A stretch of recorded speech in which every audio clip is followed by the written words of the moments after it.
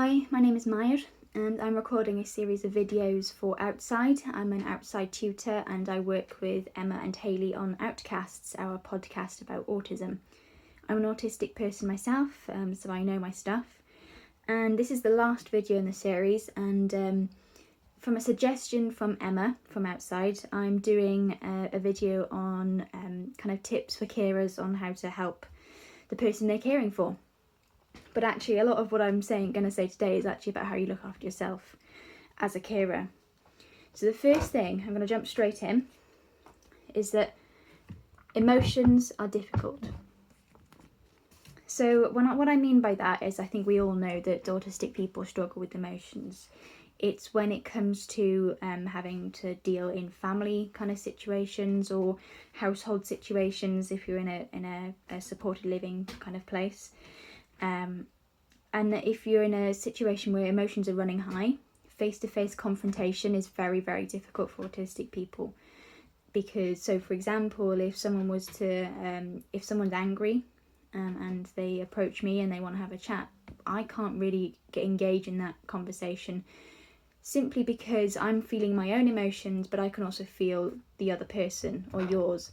And that makes it incredibly difficult to actually have a conversation and to sort things through. So perhaps consider writing texts or writing letters, having an email conversation, any alternative to verbal. Excuse me a minute.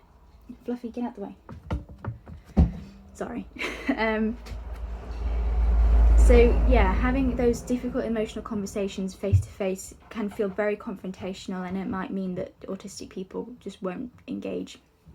Another thing around emotions is that if autistic people are having a really tough time, say that they've developed some severe anxiety or they're going through really difficult stuff, and they may not be talking to you, or they may not express, or you may not be able to understand what's happening, and that it might be because it's almost like an automatic thing. We may not consider doing it in kind of consciously, but shutting down is a way of protecting the people we care about.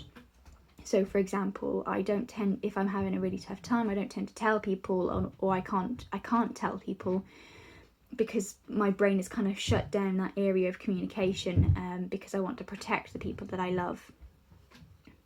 So when it comes to emotions and having those difficult emotional conversations, try and think of alternative ways to have those conversations, and understand that we're trying to protect you if we're not necessarily engaging in those conversations. It may be difficult, but unfortunately that's how our brains work.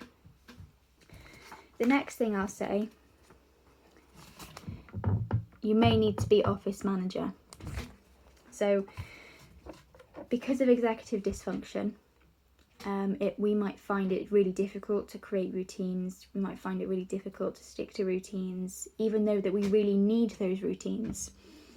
And so it might become part of your role as a carer is to ensure that we have routines in place and that we stick to them, and that everyone else sticks to them as well in the household. And that means that by doing that, you allow us to have lower levels of anxiety, and being able to deal with chaos and control. So yeah, office manager basically, unfortunately, might be planning and scheduling your routine and doing a weekly schedule. That might be down to planning meals and having a meal plan.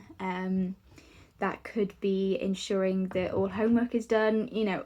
All of those little executive functioning things that are really difficult for us, you may need to take over in some part anyway.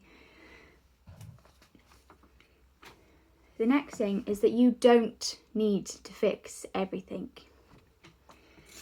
Now obviously if you're caring for a young child, then that's different because they're children. You have to do everything for them.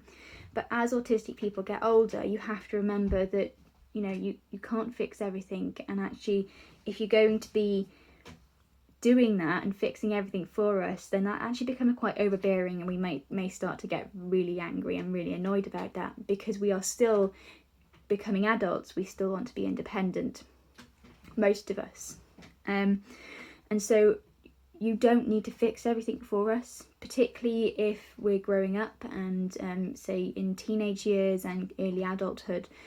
You've got to be able to allow us to figure things out for ourselves. Of course, be supportive, of course, make sure that we have the skills to be able to support ourselves, but you've got to be able to hand over the reins so that we can manage our own lives.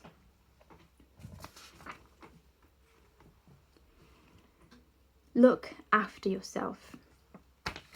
We know and feel when you are exhausted or upset. And so actually, because of that, we then get overwhelmed. So actually, if you want to protect us and help us, you need to look after yourself first. It's as simple as that. If you cannot look after yourself, you cannot look after us. Full stop. And so make sure you have time to yourself. And I know it might be difficult if you can't get any support from local services or the local county council. However, you need to find a way of making sure that you are okay. And then you can make sure that we are okay. Now the last thing I'm going to say, because this is going to be a short and sweet video,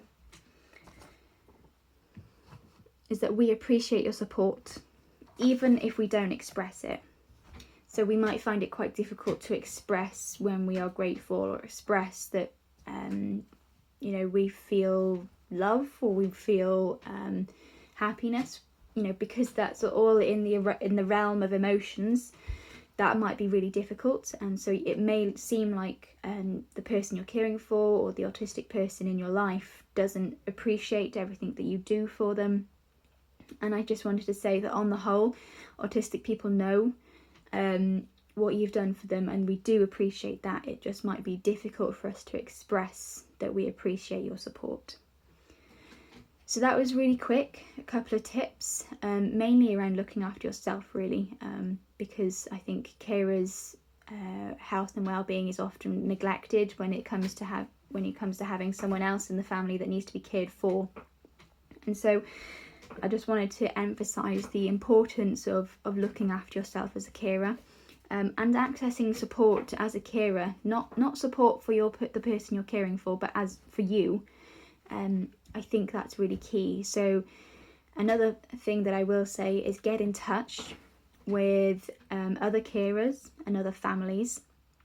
And actually, if you're really struggling with something, it might be something that the person you're caring for is doing, or maybe they're reacting to something and you don't know why. Talk to autistic people. We are there, we have a presence in the autism community online, and most of us are very, very willing to have that chat with you and to talk to you and to try and understand, help you understand what might be happening for the person you're caring for. Obviously don't do that so that, it's taking at autistic people's kind of hours and hours, because that would then be kind of a bit too much. But we are there and we're willing to help you, and we'd much rather you ask autistic people than maybe go to other sources. So I hope that's been helpful, and this is the end of the series of videos that I've been doing for Outside. I hope that you've gotten something out of them, and let Emma and Hayley and the rest of the team know if there's anything else that you want, any questions you have, or if there's anything else you want to know about. Okay, bye.